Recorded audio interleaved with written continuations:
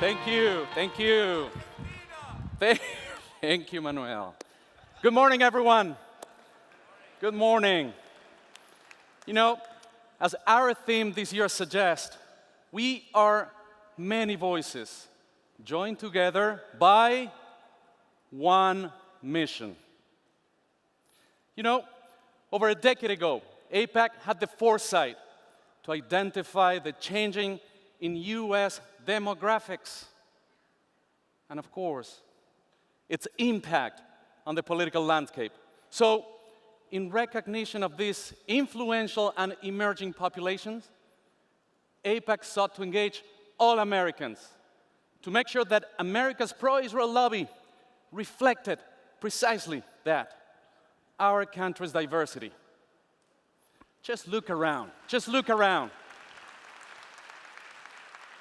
Jews, of course, Christians, veterans, African Americans, and Americans, whose voices sometimes sound more like mine, the Hispanic American community.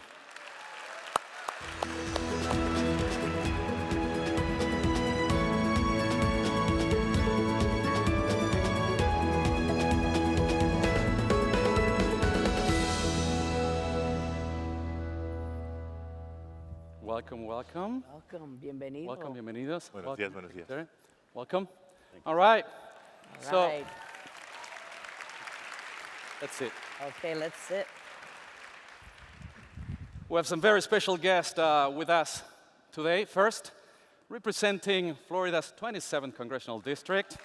Yay, thank you. Muchas gracias. A lot of fans here, Ileana. I brought my family. I can tell, I can tell. A dear friend and a staunch advocate for a strong U.S.-Israel relationship, the Honorable Congresswoman Ileana Ros-Lehtinen. Gracias. Thank you. Gracias, amigo. And adding to our conversation is the highest-ranking California statewide Latino elected official and a friend of the pro-Israel community as well, California Secretary of State Alex Padilla. Yay. And friends, we are honored to have with us another friend and a leader who, on multiple occasions, has partnered with AIPAC in the efforts of educating U.S. Latino elected officials about the importance of engaging in foreign policy. The executive director of NALEO, the National Association of Latino Elected and Appointed Officials. Please help me welcome Arturo Vargas.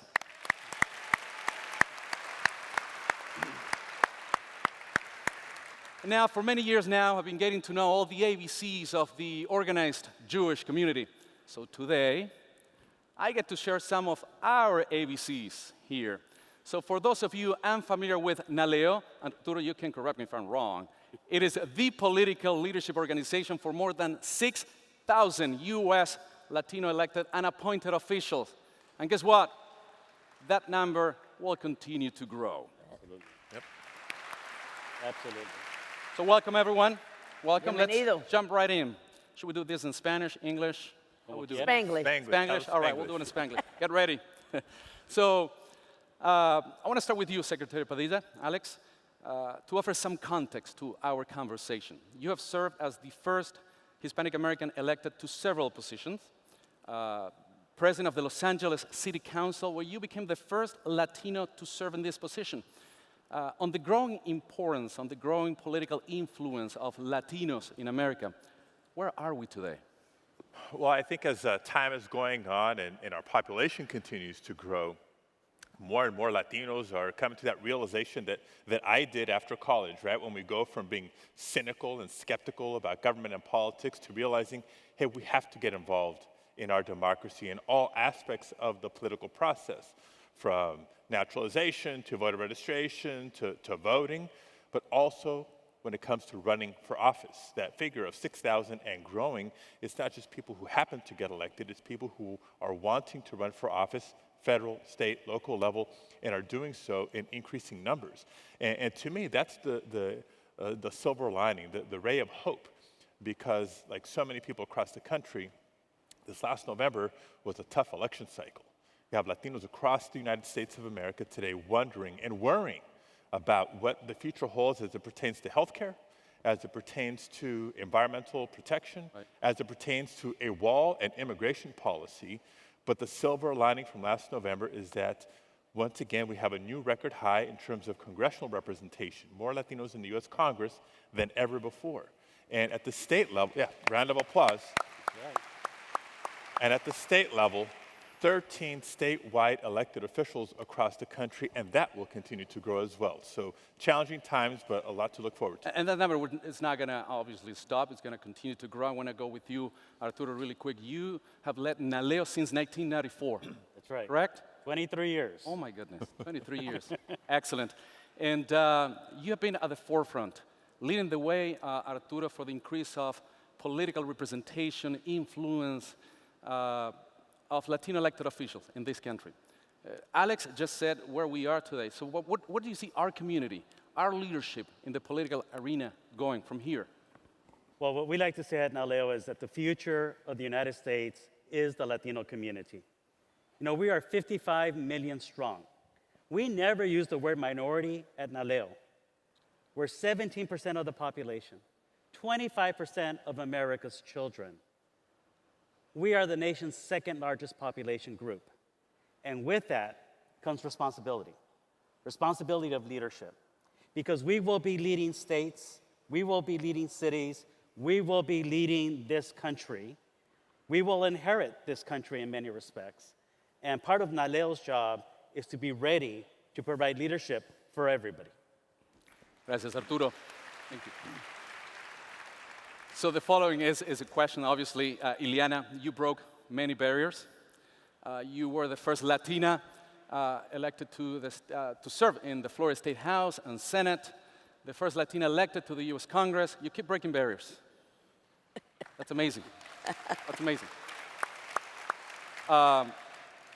As a key player in foreign policy, on national security as well, how can we get more Latinos, U.S., engaged in foreign policy, national security? How can we create this importance within the Latino leadership? Well, we need to build that bridge.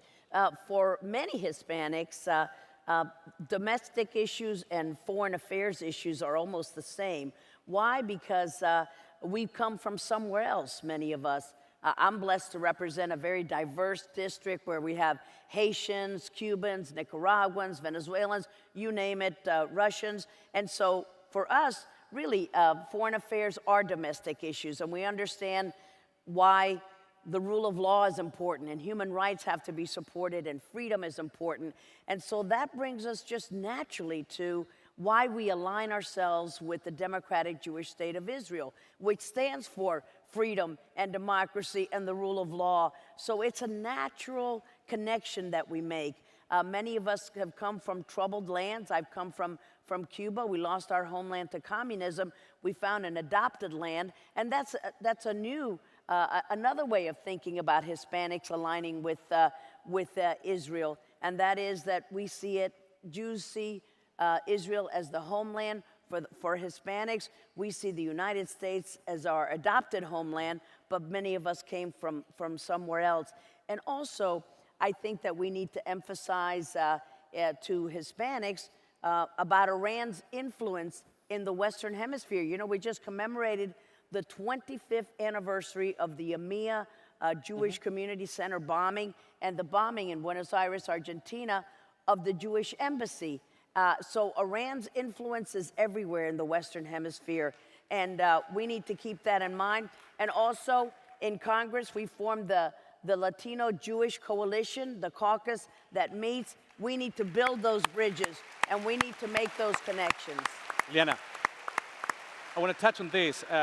When I was a reporter, I'm sure you get this all the time. We're often seen, and Arturo, this is a question for you, as a one-issue-driven community. Now we all know that is not wrong. That is wrong, actually. I want to say that. That is completely wrong. As a matter of fact, you, Arturo, last year during the NALEO National Conference proved that notion wrong by hosting, during the plenary session, precisely a forum entirely dedicated to foreign policy with leaders from Canada, Mexico, Spain, and Israel. Last year. And that means, Arturo, that the world matters to us, right? Absolutely. The fact is that there is no such thing as a Latino issue that is not an American issue, and there is no such thing as an American issue that is not a Latino issue. Everything that America cares about, Latinos care about. We are fundamentally Americans, and we care about everything this country does domestically and internationally. We care because it affects our families, and it affects whether or not our sons or daughters are going to come home from serving overseas. That's how personal foreign policy is to Latinos. So don't ever think that Latinos are a single issue constituency. Yes, immigration reform is absolutely important. The undocumented 11 million in this country are incredibly vulnerable, and right now, they're scared to death in their homes about what's going to happen to their families. But it's not the only issue that Latinos care about. Every issue is an American issue. Every American issue is a Latino issue. Yes. Thank you. How can we create more of a conscience? This is for anyone who would like to answer this. Precisely this. When we are faced with other communities, and the Latino community comes in and say, okay, you only care about precisely about immigration. How can we engage more U.S. Latino elected officials, both in Congress, at the state level, at the local level? We have to never give up. We have to keep building those bridges. We have to tell the Hispanic community, all of us are ambassadors for strengthening the U.S.-Israel alliance, for making folks feel more involved in our process. This is your country, whether you've come from wherever. This is our country. We give thanks to God for that. And with that comes responsibility. Let's build alliances. Let's see how we can build those bridges. We are all three about building bridges and not building walls. Thank you. Absolutely. It's, I always point to all the similarities and commonalities that the Jewish community has and the Latino community has. Emphasis on education, emphasis on family, right, and treating each other with respect. It's amazing how powerful a simple invitation can be, whether it's an invitation for a Passover Seder dinner, right, or like the invitation I got from AIPAC and the AIEF to come visit Israel and see for myself. It's one thing to read about issues in the newspaper or read policy briefs, but when you can travel to Israel and see firsthand the issues that are so critical, that kind of buttress the importance of the relationship between the United States and Israel, trust me, most, if not all, Latino elected officials are eager to learn that. Arturo, you as the head of NALEO have been promoting dialogue between the Latino and the Jewish community, both at the local and national level. How's that played out in your role as NALEO? You know, I've had the opportunity, the privilege really, of promoting Latino-Jewish dialogues at the national level with national Jewish organizations and national Latino organizations, and at the local level in Los Angeles. And one of the things that did is that it built a bridge of trust. I remember those are primary, Secretary, you'll remember those, in your part of the Valley, where there were two Democrats running, a Jewish Democrat and a Latino Democrat, and it got ugly. And then I got a call from Mark Greenenbaum, who was the head of the American Jewish Committee, saying, Arturo, we need to talk about our communities at war. And then we realized our communities aren't at war, they're two candidates. And the issues of two candidates do not reflect the issue of two communities, because we had built that trust and we knew that we were working together. Thank you, Arturo. We're going to wrap up this conversation. Ileana, Alex, Ileana as a Latina Republican, Alex as a Latino Democrat. How do you see the U.S. Israel? See, love right here, ladies and gentlemen. We need more of this. Both former NALEO board members. Right. That's right. But this is the message that we send out, a bipartisan right front to strengthen the U.S.-Israel relationship, to strengthen it. Absolutely. And there are a lot of issues on which we can disagree, but on the one issue that brings us all here together in a very peaceful, civil way is support for the state of Israel. And that is everyone's concern, and that's everyone's duty. I think plain and simple, the U.S.-Israel relationship is not a partisan interest, it's a national interest. Thank you very much. Thank you. So we're going to wrap up this formal conversation, my friend, mis amigos. But of course, you all know the conversation, like our work, continues.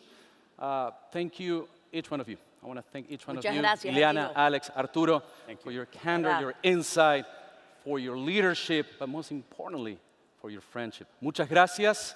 Thank you so much. Enjoy the rest of the conference. Muchas gracias. Thank you. You did a great job. You did a great